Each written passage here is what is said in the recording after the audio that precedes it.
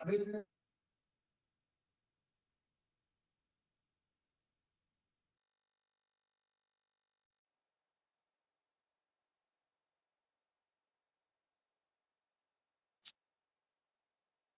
कृष्णा। आज की रामचरितमानस कथा में कृष्ण प्रभु जी। अभिनंदन है, हार्दिक स्वागत। तो हम लोग चलते हैं आगे की कथा की ओर। हम लोग अवध में हैं, अभी अयोध्या में। अयोध्या में जो कुचक्र चल रहा है वो हम लोग सुन रहे थे कल। तो आज हम देखेंगे कि किस तरह दशरथ महाराज इस कुचक्र में उलझ जाते हैं और आगे की कथा में क्या होता है। कल हमने देखा था किस तरह से कैकई ने महाराज सीपी, दधीची और बलि का एग्जाम्पल दिया कि किस तरह उन्होंने धर्म का पालन करके और अपने वचन का पालन किया। तो दशरथ महाराज को भी वही कह रही हैं कि देखो, आप अगर नहीं निभा सकते थे तो आपको वचन देने का जरूरत नहीं था। अब अभी भी तोड़ सकते हैं अपना वचन। तो कथा में आगे की ओर चलते हैं कि कथा किस ओर प्रस्थान करती है। चलते हैं, बड़ा ही मार्मिक आज का चरित्र है। श्री रामचरितमानस अयोध्या कांड। आगे दीख जरत रिस भारी, मनहु रोष तरवारी उघारी। मोठे को बुद्धि धार निठुराई, धरी कुबरी सान बनाई। लखी मही पकराल थोरा, सत्य की जीवन ले यही मोरा। बोले राहु कठिन करी छाती, पानी सविनयता सुसोहाती। प्रिया बचन कस कह सिकु भाती, भीर प्रतीत प्रीत करिहाती। मोरे भरतु राम दुई आखी, सत्य कयौ करि शंकर साखी। अवसि दूत में पठई बपाता, ए यही बेगी सुनत दो भ्राता। सुदिन सौदि सबु साजु सजाई, देव भरत कहु राजु बजाई। लोभन राम ही राजु कर, बहुत भरत पर प्रीति। मैं बड़ छोट विचार जिय, करत रयौ नृपनीति। सियावर रामचंद्र भज जय शरणम। जय सिया राम, जय जय सिया राम। जय सिया राम, जय जय सिया राम। आगे दीख जरत रिस भारी, मनहु रोष तरवार उगारी। प्रचंड क्रोध में कैकई जल रही थी। वो ऐसे दिखाई पड़ रही थी मानो क्रोध रूपी नंगी तलवार म्यान के बाहर खड़ी हो और कुबुद्धि उस तलवार की मूठ हो, निष्ठुरता धार हो, और वो कुबरी मंथरा उस धार को तेज करने के लिए, जिस तलवार की धार को तेज करने के लिए सान पर उसे रगड़ते हैं, ऐसे ही वो बोले कुबुद्धि मंत्रा जो है वो तलवार की धार तेज करने के लिए सान है। राजा ने देखा कि तलवार बड़ी भयानक और कठोर है और सोचा, क्या सत्य ही यह मेरा जीवन लेगी? क्योंकि कैकई जो है इस समय नंगी तलवार जिसकी तेज धार है। तो राजा दशरथ सोच रहे हैं कि ये वास्तव में मेरा जीवन ले लेगी। राजा अपनी छाती कड़ी करके बहुत ही नम्रता के साथ प्रिय वचन कैकई को बोलने लगे। प्रिया बचन कस कह सिकु भाती, भीर प्रतीत प्रीत कर हाथी। मोरे भरतु राम दुई आखी, सत्य कयौ करि शंकर साखी। हे प्रिय, मैं शंकर जी को साक्षी मान करके कहता हूं कि भरत और रामचंद्र दोनों मेरे लिए एक ही हैं। ये दोनों मेरी दो आंखें हैं। इसलिए विश्वास और प्रेम को नष्ट करके ऐसे बुरी तरह के वचन तुम कैसे कह रही हो देवी? अवश्य ही सवेरे दूत भेजूंगा, दोनों भाई सुनते ही तुरंत आ जाएंगे। अच्छा दिन सोधवा कर सब तैयारी करके डंका बजवा कर मैं भरत को राज्य दे दूंगा। राजा दशरथ यहाँ कह रहे हैं, अरे तुम चिंता मत करो, भरत और रामचंद्र तो मेरी दो आंखें हैं। मैं सुबह ही दूत भेज करके भरत और शत्रुघ्न को बुलवा लूंगा और सब तैयारी करके भरत को राज्य दे दूंगा। राम को राज्य का कोई लोभ नहीं है और भरत पर भी उसका बड़ा प्रेम है। मैं ही अपने मन में छोटे बड़े का विचार करके राजनीति का पालन कर रहा था, बड़े को राज तिलक देने जा रहा था। राम सपत सत कयहु सुभाऊ, राम मातु कछु कयहु न काहू। मैं सबु कीन तो ही बिनु पूछे, तेहि ते पर्यो मनोरथ छूछे। विष परिहरु अब मंगल साजु, कछु दिन गए भरत जुबराजु, एक ही बात मोहि दुख लागा, बर दूसर असमंजस मांगा। अजहु हृदय जरत तेहि आचा, रिस परिहास कि साचेउ साचा। कहु तजिरो सुराम अपराधु, सब को कयहि राम सुठि साधु। तुह सराहसी करसि सनेहु, अब सुनि मोहि भय संदेहु। सा जासु स्वभाव अरहि अनुकूला, सो किमि करहि मात प्रतिकूला। प्रिया हासरिस परिहरहि, मांगु बिचारी विवेक। यही देखो अब नयन भरी, भरत राज अभिषेक। सियावर रामचंद्र भज जय शरणम। जय सिया राम जय जय सिया राम, जय सिया राम जय जय सिया राम। दशरथ जी कह रहे हैं, राम सपत सत कयहु सुभाऊ, राम मातु कछु कयहु न काऊ। मैं राम जी की 100 बार सौगंध खाकर मैं स्वभाव से कहता हूं कि राम जी की माता कौशल्या ने इस विषय में मुझसे कभी कुछ नहीं कहा था, क्योंकि हमने पीछे देखा था कि मंत्रा किस तरह से कौशल्या का नाम लेकर के बोल रही है कि कौशल्या ने राजा को अपने कंट्रोल में कर दिया है, और उन्हीं के कहने से ये निर्णय लिया गया है। तो यहाँ दशरथ कह रहे हैं कि देखो, इसमें कौशल्या को कुछ भी पता नहीं है।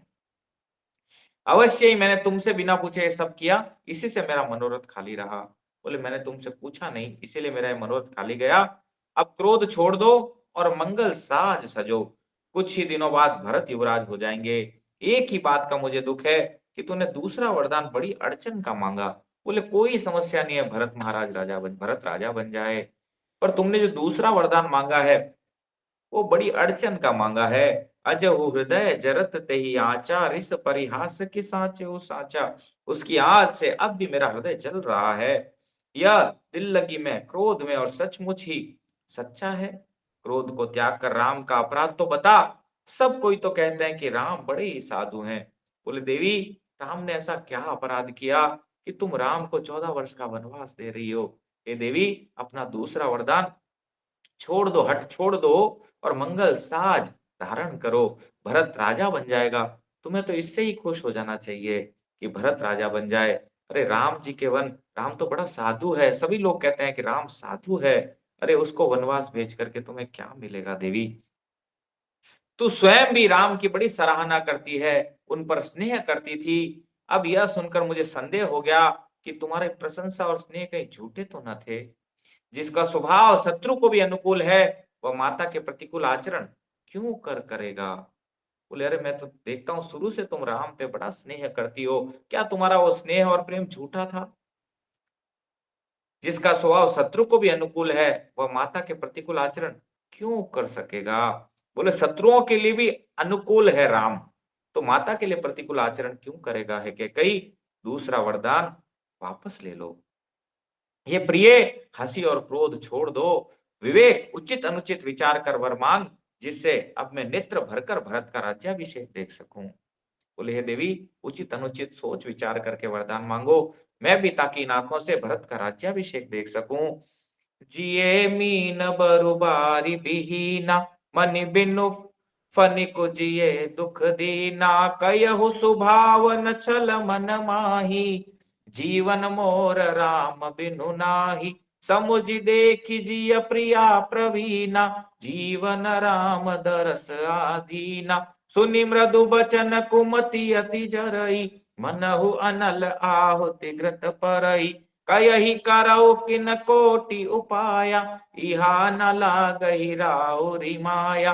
देहु कि लेहु अजसु करिका नाही, मोहि न बहुत प्रपंच सुहाई। राम साधु तुम साधु सयाने, राम मातु भलि सब पहिचाने। जस कौशिला मोर भलता का, तस फल उनहि देहु करि साका। होत प्रात मुनि बेश धरी, जो न राम बन जाही। मोर मरन राउर अजस, नृप समुझई मन माहि। सियावर रामचंद्र भज जय शरणम। जय सिया राम जय जय सिया राम, जय सिया राम जय जय सिया राम। जिये मीन बरु बारी बिहीना, मनी बिनु फनी को जिए दुख दीना। मछली चाहे बिना पानी के जीती रहे, सांप भी चाहे बिना मणि के दीन दुखी होकर जीता रहे, परंतु मैं स्वभाव से ही कहता हूं, मन में जरा भी छल रखकर नहीं, कि मेरा जीवन राम के बिना नहीं। दशरथ महाराज बड़ी सुंदर बात कह रहे हैं कि जैसे मछली जो है पानी के बिना हो सकता है जीवित रह जाए, सांप बिना मणि के जीवित रह जाए बेचारा, परंतु हे देवी, मैं तुम्हें सत्य कहता हूं, राम के बिना मैं जीवन धारण नहीं कर सकता। हे चतुर प्रिय, जी में समझ देख, मेरा जीवन श्री राम दर्शन के अधीन है। राजा के कोमल वचन सुनकर दुर्बुद्धि के कई अत्यंत जल रही है, मानो अग्नि में घी की आहुति पड़ रही है। कैकई कहती है, आप करोड़ों उपाय क्यों न करे, यहाँ आपकी माया चालबाजी नहीं चलेगी। या तो मैंने जो मांगा है सो दीजिए, नहीं तो ना ही कह करके अपयश लीजिए।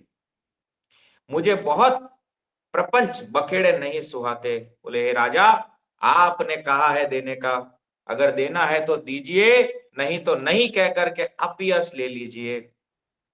राम साधु है, आप सयाने साधु हैं, और राम की माता भी भली है। मैंने सबको पहचान लिया है। कौशल्या ने मेरा जैसा भला चाहा है, मैं भी साका याद करके याद रखने योग्य उसे वैसा ही फल दूंगी। बोले आप सब सयाने हो, आप सब अच्छे हो, मैं ही बुरी हूं। सबको पहचान लिया मैंने।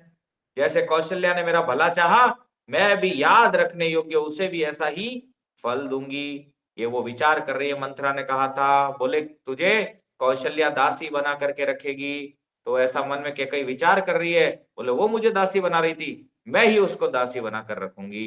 तो जैसा व्यवहार वो मेरे लिए सोच रही थी, मैं भी उसके लिए वैसा ही व्यवहार करूंगी, क्योंकि उसने मन में ऐसा सोच रखा है। मंथरा के कहने, अब वो वही विचार कर रही है जो मंथरा ने उसको बोला है, अन्यत्र और कोई विचार नहीं कर रही है। जबकि महाराज दशरथ इतनी बड़ी बात कह रहे हैं कि मैं राम के बिना जीवित नहीं रह सकता, परंतु ये बात उनको समझ नहीं आ रही। और कह रही है, सवेरा होते ही मुनि का वेश धारण कर कर यदि राम वन को नहीं जाते, तो हे राजन, मन में समझ लीजिए मेरा मरना होगा और आपका अपयश। बोले मन में निश्चय कर लीजिए, अगर राम मुनि वेश धारण करके सवेरे नहीं आता है, तो मेरा मरना होगा और आपको अपयश मिलेगा, क्योंकि आपने वरदान देने के बाद भी जब देने की बारी आई, तब आप पलट गए, इसलिए आपको अपयश मिलेगा। अस कही कुटिल भई उठी ठाड़ी, मानहु रोष तरंगिनी बाड़ी। पाप पहार प्रगट भई सोई, भरी क्रोध जल जाई न जोई। दौ बर कूल कठिन हट धारा, भंवर कुबरी बचन प्रचारा। ठाहत भूप रूप तरु मूला, चली विपति बारिधि अनुकूला। लखी नरेश बात फुरी साची, दियमि समीचु शीस पर नाची। गही पद विनय कीन बैठारी, जनि दिन कर कुल होसि कुठारी। मांगु माथ अब ही देउ तो ही, राम बिरह जनि मारसि मोहि। राखु राम कहु जेहि तेहि भांति, नाही तजरहि जन्म भरी छाती। देखि व्याधि असाधन पो, पर्यो धरनि धुनि मान। कहत परम आरत बचन, राम राम रघुनाथ सिया। रामचंद्र भज जय शरणम। जय सिया राम, जय जय सिया राम, जय सिया राम, जय जय सिया राम। ऐसा कहकर कुटिल के कई खड़ी हो, मानो क्रोध की नदी उमड़ी हो। वह नदी पाप रूपी पहाड़ से प्रकट हुई है और क्रोध रूपी जल से भरी है। ऐसी भयानक है कि देखी नहीं जाती। ये सुन जैसे ये कहा और कैकेयी वहां से खड़ी हो गई। बोले वो ऐसा लग रहा है क्रोध की नदी उमड़ रही हो और पाप रूपी पहाड़ से निकली हो, ऐसा लग रहा है, और क्रोध रूपी जल से भरी है। ऐसा भयानक है कि देखा नहीं जा सकता। दोनों वरदान उस नदी के दो किनारे हैं। कैकेयी का कठिन हठ ही उसकी धारा है और कुबरी के वचनों की प्रेरणा ही भंवर है। वह क्रोध रूपी नदी राजा दशरथ रूपी वृक्ष को जल मूड से ठाती हुई विपत्ति रूपी समुद्र की ओर सीधी चली जाती है। बहुत सुंदर यहाँ पर उदाहरण दिया जा रहा है कि बोले जो कैकेयी है, यहाँ पर जो कैकेयी खड़ी है, बोले वो क्रोध रूपी नदी है और वो पाप रूपी पहाड़ से निकली। क्रोध कहां से निकलता है? क्रोध पाप का मूल है। पाप से ही क्रोध निकलता है, आप देखना, ठीक है? क्रोध आपको तभी आएगा जिस पे अधिकार मानते हैं आप। तो पाप का पहला, ये भाई-बहन है सारे, ये एक साथ आते हैं। तो जैसे ही यहाँ पर क्रोध के रूप में दिख रहा है कि क्रोध के रूप में कैकई जो है नदी है और पाप उसका मूल है और क्रोध रूपी जल ही भरा है। क्रोध में क्या होगा, जब क्रोध करते हो तो अंदर शरीर में पूरा क्रोध ही रहता है। तो ऐसे ही क्रोध रूपी जल है उसमें और वो इतनी भयानक लगती है, जब कोई क्रोध में होता है कितना भयंकर दिखता है, कोई उसके सामने नहीं आना चाहता। तो ऐसे ही कैकई यहाँ क्रोध से भरी है और दोनों वरदान उस नदी के दो किनारे हैं और कैकई का जो हठ है वो तीव्र धारा है, रुकती नहीं है वो। और मंथरा के जो वचन है वो भंवर है, जो नदी में भंवर आता है और वो भंवर क्या करता है, जो नजदीक के पेड़ पौधे होते हैं उन सबको अपने अंदर खींच लेता है और समुद्र की ओर ले जाता है। बोले ऐसे ही ये क्रोध रूपी जो नदी है, राजा दशरथ रूपी जो वृक्ष है, उसको जड़ मूल से ठा रही है और विपत्ति रूपी जो समुद्र है उसकी तरफ उनको ले चली है। राजा ने समझ लिया कि सचमुच बात सच्ची है, स्त्री के बहाने मेरी मृत्यु ही सर पर नाच रही है। राजा ने चरण पकड़कर उसे बिठाकर विनती की कि तू सूर्य कुल रूपी वृक्ष के लिए कुल्हाड़ी मत बन। देखिए कितनी सुंदर, नारी का धर्म होता है पति की सेवा करना, पर यहाँ उल्टा हो रहा है। राजा दशरथ को पैर पकड़ने पड़ रहे हैं। क्यों? क्योंकि कैकेयी क्रोध में है। उनको पता नहीं चल रहा किसमें उनका हित है और किसका अनहित। ऐसे ही क्रोध जो है वो पित्त का रोग है। हम सब भी जब क्रोध करते हैं तो समझना चाहिए क्रोध पाप का मूल है। उसको तुरंत छोड़ देना चाहिए। उसमें बहना नहीं चाहिए। नहीं तो क्रोध जो है वो नुकसान ही करेगा। इसलिए बोलते हैं काम, क्रोध और लोभ है नाथ नरक के पंथ, ये नरक के रास्ते हैं। भगवान भी यही भगवत गीता में कहे हैं, ठीक है? कि कामना से क्रोध उत्पन्न होता है। अगर कामना पूरी नहीं होती तो क्रोध उत्पन्न होता है। तो ऐसे ही कामना उसको लग रहा है कि देखो मैंने पूरा जाल तो बुन दिया पर अभी भी पूरी होती हुई लग नहीं रही, तो क्रोध में आ चुकी है। और क्रोध नुकसान ही करता है। राजा दशरथ पति हैं कैकेयी के, परंतु उनको कैकेयी के पैर पकड़ने पड़ रहे हैं। कितनी दुर्भाग्य की बात है। बोल रहे हैं वो कि देख तू सूर्य कुल रूपी वृक्ष के लिए कुल्हाड़ी मत बन कैकेयी। तू मेरा मस्तक मांग ले, मैं तुझे अभी दे दूंगा, पर राम के विरह में मुझे मत मार। जिस किसी प्रकार से तू राम को रख ले, नहीं तो जन्म भर तेरी छाती जलेगी। कितनी कितने विरह में है महाराज दशरथ। बोले तू मेरा मस्तक मांग, परंतु राम मत मांग। राम मेरे प्राण है देवी। तुम अगर राम को मांगोगी, राम को किसी भी तरह से रख लो, मत भेजो उनको वनवास, नहीं तो जन्म भर तेरी छाती जलेगी देवी। राजा ने देखा कि रोग असाध्य है, तब वे अत्यंत आर्त वाणी से हा राम, हा राम, हा रघुनाथ ऐसा कह करके सिर जमीन पर पटक करके गिर पड़े। वे देखे कि रोग असाध्य हो गया है। ये क्रोध रूपी जो रोग है वो असाध्य हो गया है। अब ये जाने वाला नहीं है। जीव भी जब देखता है, कई बार हमारे जीवन में भी ऐसी स्थिति आती है कि हमें लग रहा है कि अब कुछ दिख नहीं रहा आगे, पर उस समय भगवान की शरण लेनी चाहिए। जैसे दशरथ महाराज ने देखो जब देखा कि अब कुछ हो नहीं सकता, तो प्रभु की शरण में गए और सर पीट करके जमीन पर गिर पड़े। व्याकुल राव शिथिल सब गाता, करनि कलपतरु मनहु निपाता। कंठु शोक मुख आवन बानी, जनु पाठिनु दीन बिनु पानी।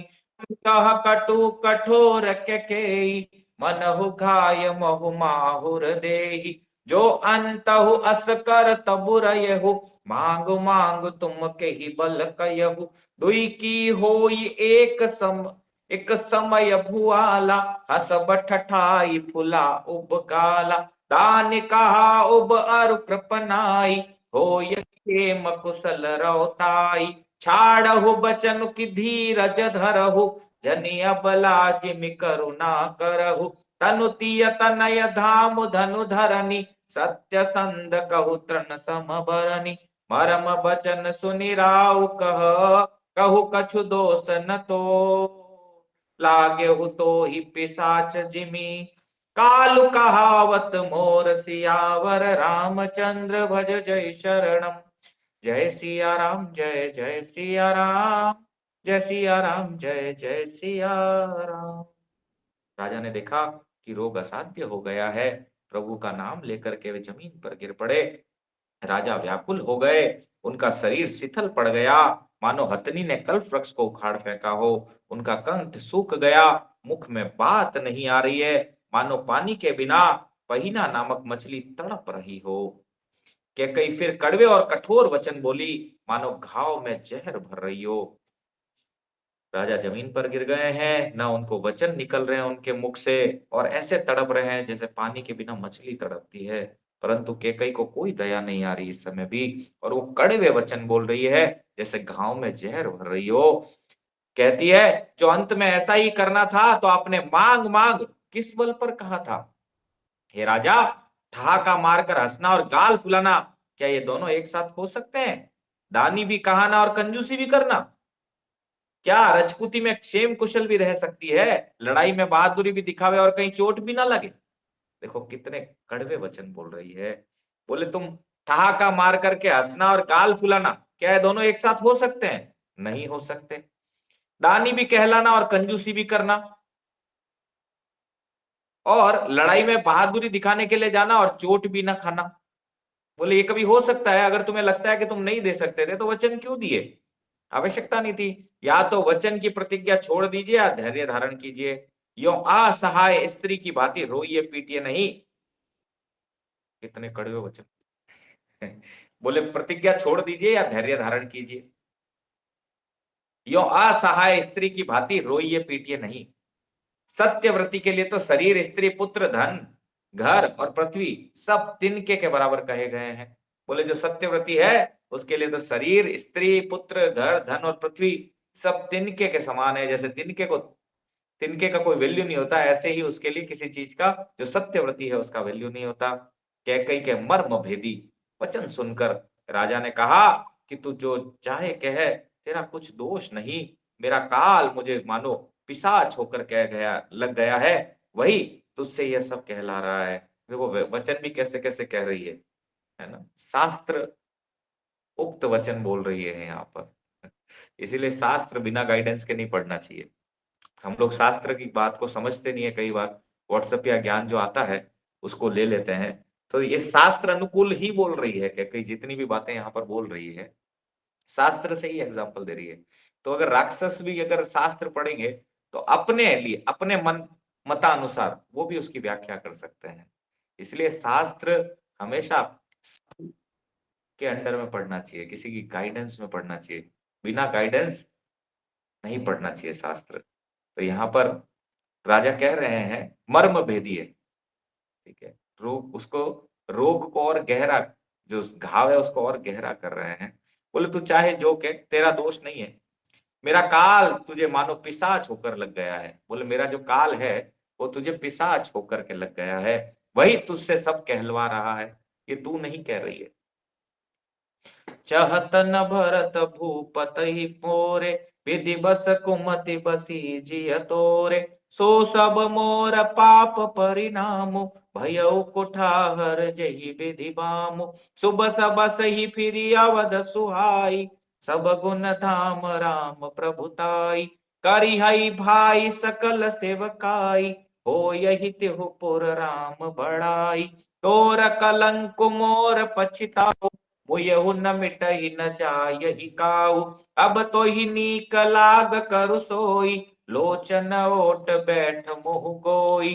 जब लगी जियो कहत कहु कर जोरी, तब लगी जन कुछ कहसी बहोरी। फिर पछते हसी अंत आभागी, मारसी गाय नहारू लागी। परे उराव कही कोटि विधि, काहे करसि निदानु। कपट सयानी न कहती कछु, जागति मनहु मसानु। सियावर रामचंद्र पज जय शरणम। जय सिया राम, जय जय सिया राम, जय सिया राम, जय जय सिया राम। चहत न भरत भूपत ही भोरे, विधि बस कुमति बसी जिय तोरे। भरत तो भूल कर भी राजपद नहीं चाहते, होनहारवश तेरे ही जी में कुमति आ बसी है। यह सब मेरे पापों का परिणाम है, जिससे कुछ समय में बेमौके विधाता विपरीत हो गया है। यहाँ दशरथ महाराज कहते हैं, भरत को तो कोई राजपद से लगाव है नहीं, होनहारवश तेरे ही जी में कुमति आ गई है, और यह सब मेरे पापों का परिणाम है कि कुछ समय में विधाता विपरीत हो गया। तेरी उजाड़ी हुई ये सुंदर अयोध्या फिर भली भांति बसेगी और समस्त गुणों के धाम श्री रामचंद्र जी की प्रभुता भी होगी। सब भाई उनकी सेवा करेंगे और तीनों लोकों में श्री राम जी की बड़ाई होगी। ये राजा दशरथ कितनी सुंदर बात कह रहे हैं। बोले देख, तू जो कर रही है, जो उजाड़ रही है, पर ये अयोध्या पुनः बसेगी और राम जी राजा बनेंगे और ये तीनों भाई उनकी सेवा करेंगे और त्रिलोकी में उनकी बड़ाई होगी। परंतु तोर कलंक मोरि पछतावा, मुझे पछतावा इसी बात का है कि कलंक तुझे लेना पड़ेगा। मुझे वो न मिट ही चाहे को, या किसी तरह नहीं जाएगा। ये सारा कलंक जो है वो तुझे लगेगा। अब तुझे जो अच्छा लगे वही कर, मुंह छुपाकर मेरी आंखों की ओट आ बैठ, अर्थात मेरे सामने से हट जा, मुझे मुंह न दिखा। राजा दशरथ कह रहे हैं कि देख, तू कलंक लेने वाली है इस अवध में, ठीक है? अब अपना मुंह मुझे मत दिखा और मेरे सामने से हट जा। मैं हाथ जोड़कर कहता हूं कि जब तक मैं जीता रहूं तब तक फिर कुछ ना कहना, अर्थात मुझसे ना बोलना। अरे अभागिनी, फिर तू अंत में पछताएगी, जो तू नहारू तात के लिए गाय को मार रही है। बोले तू अभागिनी है। मैं हाथ जोड़कर कहता हूं, जब तक मैं जीवित हूं तब तक कुछ और मत बोल तू अब, क्योंकि तू अंत में पछताएगी। अभागिनी है तू। अरे गाय को मार रही है तू। राजा करोड़ों प्रकार से समझाकर और यह कहकर कि तू क्यों सर्वनाश कर रही है, पृथ्वी पर गिर पड़े, पर कपट करने में चतुर कैकई कुछ बोलती नहीं, मानो मौन होकर मसान जगा रही हो, शमशान में बैठकर प्रेत मंत्र सिद्ध कर रही हो। अब कैकई मौन हो गई, परंतु मौन होकर के भी वो ऐसे लग रही है जैसे शमशान में बैठ करके कोई प्रेत मंत्र सिद्ध करे। राम राम रट बिकल भुआलु, जनु बिनु पंख बिहंग बेहालु, हृदय मनाव भोर जन होई, राम ही जाय कहे जनि कोई, उदय करहु जनि रवि गुरु, रघुकुल गुर, अवध बिलो कि सूल हो यही उर, भूप प्रीत के कई कठिनाई, उभय अवधि विधि रची बनाई, बिलपत न पही भयउ भिनु सारा, बिना बेनु संख धुनी द्वारा, पठहि भाट गुन गावहि गायक, सुनत न पही जनु लागहि सायक, मंगल सकल सोयाई न कैसे, सहगामिनी विभूषण जैसे, तेहि निसिदी तेहि निसि नींद परी नहीं काहू, राम दरस लालसा उछाहू, द्वार भीर सेवक सचिव, कयहि उदित रवि देखी, जागेउ अजहु न अवधपति, कारण कवनु विशेष सियावर, रामचंद्र भज जय शरणम। जय सिया राम, जय जय सिया राम, जय सिया राम, जय जय सिया राम। राजा दशरथ राम राम राम रट रहे हैं और ऐसे व्याकुल हैं जैसे कोई पक्षी पंख के बिना बेहाल हो गया हो। वे अपने हृदय में पाते हैं कि सवेरा ना हो और कोई जाकर रामचंद्र जी से ये बात ना कहे। मन में ऐसा विचार कर रहे हैं कि अरे सवेरा हो ही ना और जाके रामचंद्र जी को ये बात कोई ना कहे, क्योंकि अवध में आनंद चल रहा है। हे रघुकुल के गुरु सूर्य भगवान, आप अपना उदय न करें, अयोध्या को बेहाल देखकर आपके हृदय में बड़ी पीड़ा होगी। राजा की प्रीति और कैकेयी की निष्ठुरता दोनों को ब्रह्मा ने सीमा तक रचकर बनाया था। राजा प्रेम की सीमा है और कैकेयी निष्ठुरता की। अब राजा दशरथ कह रहे हैं, हे रघुकुल के गुरु सूर्य भगवान, आप ही का अगर सवेरा होगा तो आपको कितना तकलीफ होगा, इसलिए उदय मत होइए कृपया करके। बोलते हैं ब्रह्मा जी ने दशरथ जी का प्रेम सीमा सीमा से भी आगे की तरफ बनाया। सीमा की पराकाष्ठा है प्रेम की दशरथ जी, और कैकेयी जो है निष्ठुरता की पराकाष्ठा है। विलाप करते करते ही राजा को सवेरा हो गया। राजद्वार पर वीणा बांसुरी और शंख की ध्वनि होने लगी।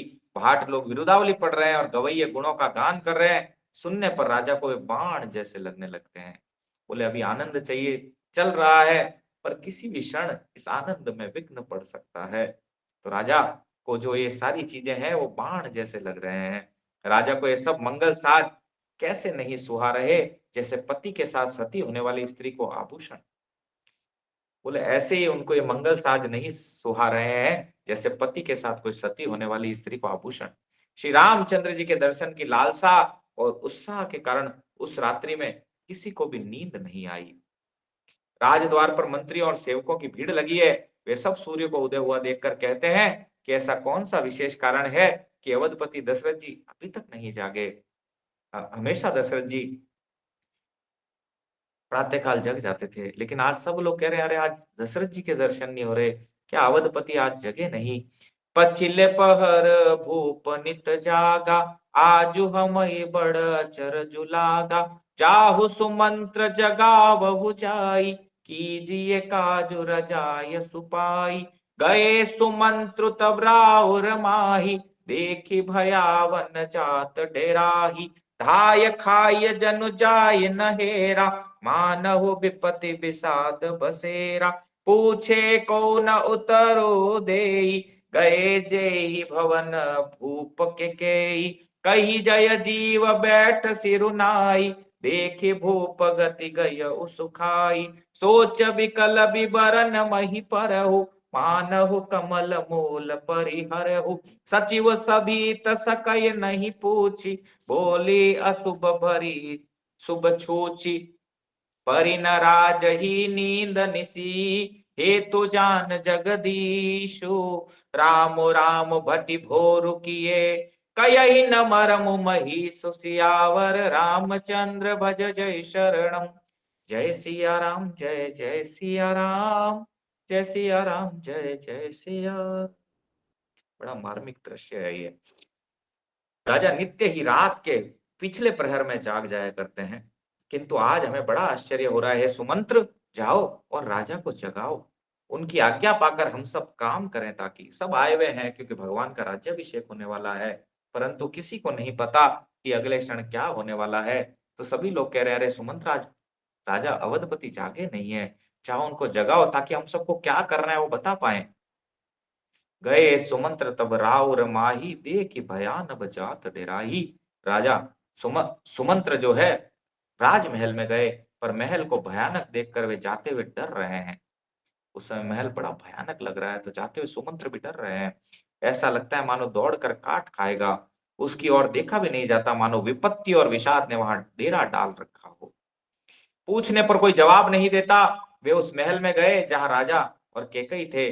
जय जीव कहकर सिर नवाकर वंदना करके बैठे, और राजा की दशा देखकर वे तो सूख ही गए। देखा कि राजा सोच से व्याकुल है, चेहरे का रंग उड़ गया है, जमीन पर ऐसे पड़े हैं मानो कमल जड़ से उखड़कर मुरझाया पड़ा हो। मंत्री मारे डर के कुछ पूछ नहीं सकते। तब अशुभ से भरी हुई और शुभ से विहीन कैकई बोली, राजा को रात भर नींद नहीं आई, इसका कारण जगदीश्वर ही जाने। इन्होंने राम राम रटकर सवेरा कर दिया, परंतु इसका भेद राजा कुछ भी नहीं बतलाते। देखो कितनी दुष्ट बुद्धि है ना यहाँ पर। बोले रात भर से बता भी नहीं रहे क्या हुआ, और राम राम कह करके ठीक है सवेरा कर दिया इन्होंने। आनहु राम ही बेगी बोलाई, समाचार तब पूछहु आई। चले सुमंत्र राय रुख जानी, लखी कुचाल कीन कछुरानी। सोच विकल मग पर न पाऊ, राम ही बोल कयहि काराऊ। उरधरि धीरज गयो दुआरे, पूछहि सकल देखि मनु मारे। समाधान करि सो सब ही का, गयो जहाँ दिन कर कुल टीका। राम सुमंत्र ही आवत देखा, आदरु कीन पिता समलेखा। निरखी बदनु कही भूप रजाई, रघुकुल दीप ही चले उलेवाई। राम कुभाति सचिव संग जाई, देखी लोग जहाँ तहाँ बिल खाई। जाय दीख रघुवंश मणि, नरपति निपट कुसाजु। सहमि परे लखि सिंह मनहु व्रत गजराजु। सियावर रामचंद्र भज जय शरणम। जय सिया राम जय जय सिया राम, जय सिया राम जय जय सिया राम। बोलती है तुम जल्दी राम को बुलाओ, तब आकर समाचार पूछना। राजा का रुख जानकर सुमंत्र जी चले, समझ गए कि रानी ने जरूर कुछ कुचाल की है। सोच बिकल मग परई न पाऊ, राम ही बोले कयई काराऊ। सुमंत्र सोच से व्याकुल है, रास्ते पर पैर नहीं पड़ता, आगे बढ़ा नहीं जाता। सोचते हैं राम जी को बुलाकर राजा क्या कहेंगे। किसी तरह हृदय में धीरज धरकर वे द्वार पर गए। सब लोग उनको मन माने उदास देकर पूछने लगे, समाधान करी सो सब ही का, गयऊ जहां दिन कर कुल टीका। सब लोगों का समाधान करके समझा बुझाकर सुमंत्र वहां गए जहां सूर्य कुल के तिलक श्री रामचंद्र जी थे। श्री रामचंद्र जी ने सुमंत को आते देखा तो पिता के समान समझकर उनका आदर किया। श्री रामचंद्र जी के मुख को देखकर और राजा की आज्ञा सुनकर वे रघुकुल के दीपक श्री रामचंद्र जी को अपने साथ लिवा लाए। श्री रामचंद्र जी मंत्री के साथ बुरी तरह से बिना किसी लवाजमे के जा रहे हैं, यह देखकर लोग जहां तहां विषाद कर रहे हैं। रघुवंश मणि श्री रामचंद्र जी ने जाकर जाकर देखा कि राजा अत्यंत ही बुरी हालत में पड़े हैं, मानो सिंगनी को देखकर कोई बूढ़ा गजराज सहम कर गिर पड़ा हो। सो कही अधर जरई सब अंगो, मनहु देन मनिहीन भुअंगो। सरुस समीप दीख कैकेयी, मानहु मीचु घरी गनि लेई। करुणामय मृदु राम सुभाऊ, प्रथम देख दुख सुना न काऊ। तदपि धीर धरि समय विचारी, पूछी मधुर बचन महतारी। मोहि कहु मातु तातु दुख कारण, करे जतन जहि होय निवार। सुमहु राम सब कारण ऐहु, राजहि तुम पर बहुत स्नेहु। दे न कहे निमोहि दुर्वर दाना, मांगे हो जो कछु मोहि सुहाना। सोचि भयउ भूप और सोचे, छाड़ी न सकहि तुम्हार संकोचु। सुत स्नेह इस वचन उत, संकट परउ नरेशु। सकहु न आय सुधरहु सिर, मेटहु कठिन कुलेशु। सियावर रामचंद्र भज जय शरणम। जय सिया राम जय जय सिया राम, जय सिया राम जय जय सिया। राजा के होठ जो है सूख रहे हैं, सारा शरीर जल रहा है, मानो मणि के बिना सांप दुखी हो रहा हो। पास ही क्रोध से भरी कैकई को देखा, मानो साक्षात मृत्यु बैठी हो, राजा के जीवन की अंतिम घड़ियां गिन रही हो। श्री रामचंद्र जी का स्वभाव कोमल और करुणामय है। उन्होंने अपने जीवन में पहली बार यह दुख देखा, इससे पहले कभी उन्होंने दुख सुना भी ना था। तो भी समय का विचार करके हृदय में धीरज धरकर उन्होंने मीठे वचनों से माता कैकई से पूछा, मोहि कह मातु तातु दुख कारण, करई जतन जेहि होय निवारण। हे माता, मुझे पुत्र पिताजी के दुख का कारण कहो, ताकि जिससे उसका निवारण हो, दुख दूर हो, वह यत्न किया जाए। कैकई ने कहा, हे राम सुनो, सारा कारण यही है कि राजा का तुम पर बहुत स्नेह है। बोले जीव जो है भगवान से स्नेह करे तो संसारी ये कहते हैं कि भगवान से स्नेह किया इसीलिए साधु बन गया। ऐसे ही केकई यहाँ कह रही है कि सारा जो जड़ है वो तुम पर स्नेह है, इसी के कारण ये सारा हो रहा है। इन्होंने मुझे 2 वरदान देने को कहा था, मुझे जो कुछ अच्छा लगा मैंने वही मांगा। उसे सुनकर राजा के हृदय में सोच हो गया, क्योंकि ये तुम्हारा संकोच नहीं छोड़ सकते। इधर तो पुत्र का स्नेह है और उधर प्रतिज्ञा। राजा इसी धर्म संकट में पड़ गए हैं। यदि तुम कर सकते हो तो राजा की आज्ञा शिरोधार्य करो और इनके कठिन क्लेश को मिटाओ। निधरक बैठी कयहि कटुबानी, सुनत कठिन ताति अकुलानी। जीभ कमान बचन सरनाना, मनहु महीप मृदुलच्छ समाना। जनु कठोर पनु धरे शरीरा, सिखई धनुष विद्या बरुवीरा। सब प्रसंग रघुपत ही सुनाई, बैठी मनहु तनु धरि निठुराई। मन मुस्काय भानु कुल भानु, राम सहज आनंद निधानु। बोले बचन विगत सब दूषण, मृदु मंजुल जनु बाग विभूषण। सुन जननी सोई सुत बड़ भागी, जो पित मातु बचन अनुरागी। तनय मातु पिति तोष निहारा, दुर्लभ जननी सकल संसारा। मुनिगण मिलनु विशेषि बना, सब ही भांति हित मोर। तेहि मह पितु आय सुबहुरी, सम्मत जननी तोर। सियावर रामचंद्र भज जय शरणम। जय सिया राम जय जय सिया राम, जय सिया राम जय जय सिया राम। निर्धक बैठी कयऊ कटुबानी, सुनत कठिनता अति अकुलानी। केकई बेधड़क होकर ऐसी कड़वी वाणी बोल रही है, जिसे सुनकर स्वयं कठोरता भी अत्यंत व्याकुल हो उठी। जीव धनुष है, वचन बहुत से तीर हैं, और मानव राजा ही कोमल निशाने के समान है। इसलिए बोलते हैं वाणी एक अमोल है, जो कोई बोले जानी, ये तराजू तोल के फिर मुख बहारानी। वाणी बहुत अमूल्य है, सोच विचार करके बोलना चाहिए। शब्द के जो बाण है, वो ऐसे होते हैं कि जो एक बार कोई मार दे, तो एक बार दर्द होता है, लेकिन शब्द के बाण जीव को जीवन भर सताते हैं।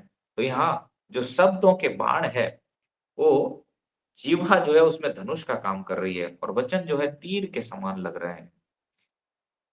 और राजा ही कोमल निशाने के समान है, राजा जो है कोमल निशाने के समान है। इस सारे सात समान के साथ मानो स्वयं कठोरपन श्रेष्ठ वीर का शरीर धारण करके धनुष विद्या सीख रहा है। श्री रघुनाथ जी को सब हाल सुनाकर वह ऐसे बैठी है मानो निष्ठुरता ही शरीर धारण किए हुए हो। सूर्य कुल के सूर्य मन मुस्काए भानु कुल भानु, प्रभु मन में मुस्काए। कि प्रभु को तो पता है क्या लीला चल रही है, प्रभु के अनुसार ही ये सारा चल रहा है। तो प्रभु मुस्काए मुस्कुराए। सूर्य कुल के सूर्य स्वाभाविक ही आनंद निधान सतचित आनंद है। श्री रामचंद्र जी के मन में मुस्कुराहट, सब दूसरों से रहित ऐसे कोमल और सुंदर वचन बोले, वाणी के भूषण ही थे। सुन जननी सोई सुत बड़ भागी, जो पितु मातु वचन अनुरागी। हे माता सुनो, वही पुत्र बड़भागी है जो माता पिता के वचनों का अनुरागी पालन करने वाला है। आज्ञा पालन के द्वारा माता पिता को संतुष्ट करने वाला पुत्र, हे जननी, सारे संसार में दुर्लभ है। बहुत सुंदर बात भगवान कह रहे हैं। कहेंगे तो सही माता पिता की बात मानना, लेकिन माता पिता को मानेंगे, माता पिता की बात को नहीं मानेंगे। तो बोले माता पिता की बात मानने वाले सुदुर्लभ हैं, नहीं मिलेंगे आसानी से। वन में विशेष रूप से मुनियों का मिलाप होगा, जिससे मेरा सभी प्रकार से कल्याण है। उसमें भी फिर पिताजी की आज्ञा और हे जननी तुम्हारी सम्मति है। बोले क्या होगा, वन में जाऊंगा तो मुनियों से मिलना होगा, संतों से मिलना होगा, तो इसमें तो आनंद आनंद ही आनंद है, संत मिलेंगे। और उसमें भी पिताजी की आज्ञा है, और हे जननी आपकी भी सम्मति है। भरत प्राण प्रिय पावहि राजू, विधि सब विधि मोहि सन्मुख आजू। जो न जाओ बन ऐसे हुकाजा, प्रथम गनई मोहि मूढ़ समाजा। से वही अरंडु कल्पतरु त्यागी, परिहरि अमृत लेहि बिसु मांगी। तेउ न पाय अस समय सुकाहि, देखु बिचारी मातु मन माही। अब एक दुख मोहि विशेषी, निपट बिकल नर नायक देखी। थोरही बात पितहि दुख भारी, होति प्रतीत न मोहि महतारी। राव धीर गुण उदति अगाधु, भा मोहिते कछु बड़ अपराधु। जाते मोहि न कहत कछु राव, मोरी सपत तोहि कहति भाव। सहज सरल रघुबर बचन, कुमति कुटिल करि जान। चलई जो कजल वक्र गति, यद्यपि सलिल समान सियावर रामचंद्र भज शरणम। जय सिया राम जय जय सिया राम, जय सिया राम जय जय सिया राम। भरत प्राण प्रिय पावहि राजू, विधि सब विधि मोहि सन्मुख आजू। बोले मेरे प्राण प्रिय भरत राज्य पावेंगे। इन बातों को देखकर ऐसा लग रहा है कि आज विधाता सब प्रकार से मेरे सम्मुख है, मेरे अनुकूल है। यदि ऐसे काम के लिए भी मैं वन को न जाऊं, तो मूर्खों के समाज में सबसे पहले मेरी गिनती करनी चाहिए। बोले तो बड़ा आनंद का विषय है, भरत मेरे प्राणों से अधिक प्रिय है, भरत वे राजा बनेंगे। और ऐसे काम के लिए मैं वन को न जाऊं, तो मूर्खों के समाज में सबसे पहले मेरी गिनती होगी। जो कल्प वृक्ष को छोड़कर रेण की सेवा करते हैं और अमृत त्याग कर विष मांग लेते हैं, माता तुम मन में विचार कर देखो, वे महामूर्ख भी ऐसा मौका पाकर कभी नहीं चूकते। बोले जिनको कल्प वृक्ष मिल जाए, वो सामान्य एक वृक्ष की सेवा करें और अमृत त्याग करके विष मांग ले। हे माता तुम मन में विचार करो, ऐसे महामूर्ख ही होंगे जो ऐसा मौका पाकर के चूकेंगे। अब एक दुख मोहि विशेषी, निपट बिकल नर नायक। देखिए माता, मुझे एक ही दुख विशेष रूप से हो रहा है, वह महाराज को अत्यंत व्याकुल देखकर। इस थोड़ी सी बात के लिए ही पिताजी को इतना बड़ा भारी दुख हो। हे माता, मुझे इस बात पर विश्वास नहीं होता, क्योंकि महाराज तो बड़े धीर और गुणों के अथाह समुद्र है। अवश्य ही मुझसे कोई बड़ा अपराध हो गया है, जिसके कारण महाराज मुझसे कुछ कहते नहीं। तुम्हें मेरी सौगंध है माता, तुम सच सच कहो, रघुकुल में श्रेष्ठ श्री रामचंद्र जी के स्वभाव से ही सीधे वचनों को दुर्बुद्धि के कई टेढ़ा ही करके जान रही है। जैसे यद्यपि जल समान ही होता है, परंतु जोंक उसमें टेढ़ी चाल से ही चलती है। भगवान तो इतने सुंदर वचन बोल रहे हैं स्वभाव से ही, परंतु जो दुर्बुद्धि केकई है, उसको टेढ़े लग रहे हैं ये वचन भी। जैसे जोंक जो होता है, जल में टेढ़ी चाल चलता है।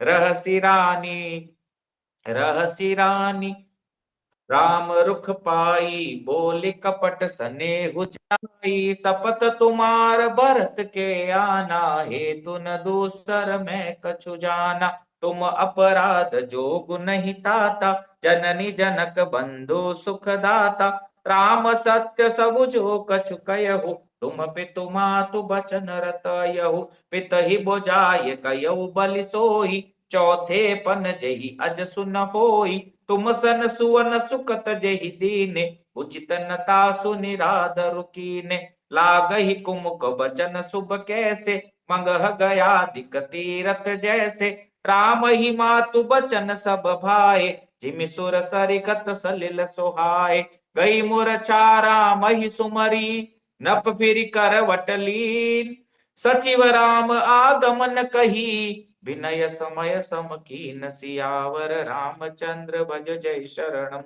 जय सिया राम, जय जय सिया राम, जय सिया राम, जय जय सिया राम।